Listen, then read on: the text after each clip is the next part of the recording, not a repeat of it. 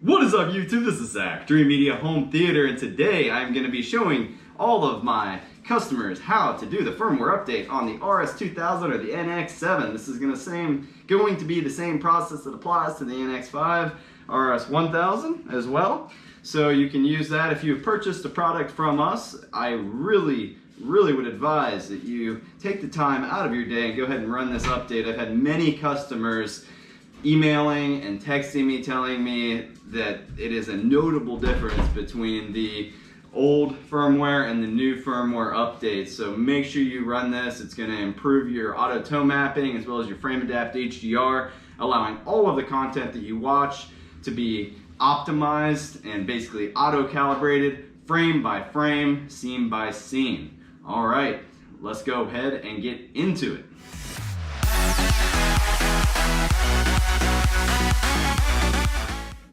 All right, guys, so we're going to show you from start to finish how to get the file as well as putting the update onto the projector. So we have a computer here and you're going to need a thumb drive. Let's see, we do have the file downloaded. We're going to put where to access the file, or do you want to pull it up for them?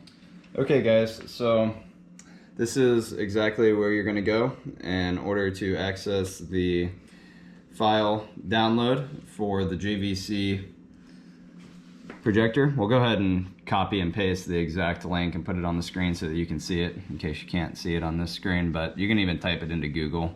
Yeah, better yet, we'll just leave this link down in the description so you guys can check it out, because no one's gonna write all that stuff out. Yeah, we'll leave the link down below, but basically you're gonna go ahead and download it. It'll show you everything about the update here, and this is on JVC's website. But then once you've downloaded it, the file will be on your computer, and you're gonna pull that file over to your thumb drive. You don't need a big one. We just got a little 8 gig. Yeah, the file size is pretty small, so you don't need anything super big for it. And then what you do, once you get it downloaded, it's going to be a zip file. You go ahead and take that zip file, unzip it, and then just copy it right over to your device. So this is an 8 gig stick from Toshiba. Now you go ahead and eject your USB, and then we're going to be plugging that USB into the service port right here on the back.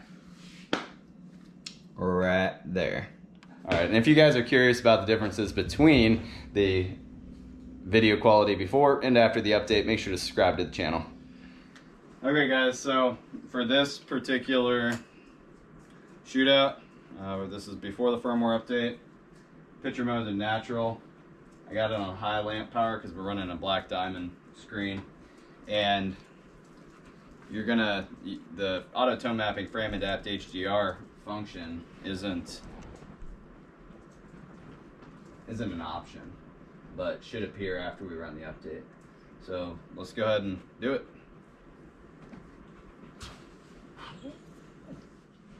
All right, so now we are going to do the firmware update on the unit. Now that we have downloaded the file onto our thumb drive, you are going to stick it into the service port on the back of the unit. So step number 1, you try to jiggle it in there. You got to flip it. Can go in one of 2 ways. Or, like I always do it, go in the second way and have to flip it again. Go back to the original. Yeah. That's the way you do USBs, apparently. But yeah, USB right in the service port, and then basically you go into your remote. So if you want to hand me the remote.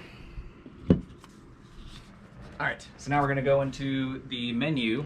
You tab over to the last one, second to last one, I guess. You go into the keyboard. You're going to go down here into your actual software update. So once you're in software update, it'll show you that you don't have the 3.10. If you have 3.10, you don't need to do this. So almost every single unit does not get shipped with this version 3.10. So make sure that you're checking this before you even do all this, okay? And then you just go ahead and start with a yes. Immediately the unit's going to turn off, and then it's going to go into this little standby mode. You'll see it flashing the lights. So it's going to be green, yellow, red, green, red, yellow, whatever.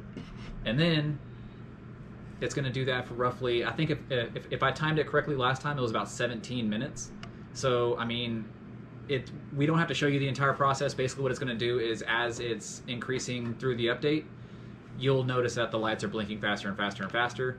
And then at the very end of the update, the entire unit will shut off. You'll know that by no lights being on, and you'll know that by the fans turning off. So it'll be silent and 0 lights turned on. So we're gonna go ahead and check back with you then, and then we'll tell you what to do from there. All right, guys, so as you noticed, the lights stopped flashing and the fans are completely off. So this is what's gonna happen the very first time you do this update. Well, I guess pretty much any time you do the update, it's gonna turn off. There's gonna be no lights. If you're used to having the unit on, you're gonna notice that the standby light's gonna be on. As you see right now, it is not on at all. So what we're gonna do is, we're gonna come back here, and then we're just gonna press the power button. So then what that's gonna do, obviously it's gonna turn the unit back on and you're gonna see lights again. So you don't have anything to worry about. You didn't break anything. Okay guys, so... I can already tell the difference. Yeah. So immediately, as soon as we turn it on, you can tell the difference. Now that the firmware update is done, see how under picture mode, Frame Adapt HDR is available? You know you're on the most current firmware, and you can go over here. Software version 3.10. So that's gonna verify that you've correctly installed the firmware update. So guys, so with this new update, with the Frame Adapt HDR, what you're gonna notice is that you're gonna have different options, right? You have frame by frame, which is probably the best, gonna be give you the best performance, or scene by scene. And then people choose this one if you don't want the dynamic iris kind of messing around a whole lot. This one's static. I don't recommend putting it on static, because typically what you're going to notice on static is that it's going to take the metadata from it's going to read the entire metadata from the entire disk, and then it's going to give you an image profile from that. So the whole reason to do the Frame Adapt HDR is to improve upon that. So if you have a specific scene or a specific just one spot that's just really bright or dark, you want to be able to adjust for that, and that's why you want to do frame by frame. So what typically you're going to notice is on these. Hold on, let's go back out of that. So what you're going to notice on a typical Frame Adapt HDR or auto tone mapping is it's going to read the metadata from the disk. So this is your metadata, right? You have your max CLL and your max FALL. So it's going to read that metadata, it's going to process it. So what I was talking about on a static auto tone mapping, it's going to read that stuff and then give you the picture based off of the information that it has. So that's basically what we're talking about. That's it. All right, guys. Well, that concludes the firmware update video showing you how to correctly install the firmware update on your RS2000 or your NX7. This is going to be the same process for the NX5 or the RS1000. What was that? 1000 and 3000.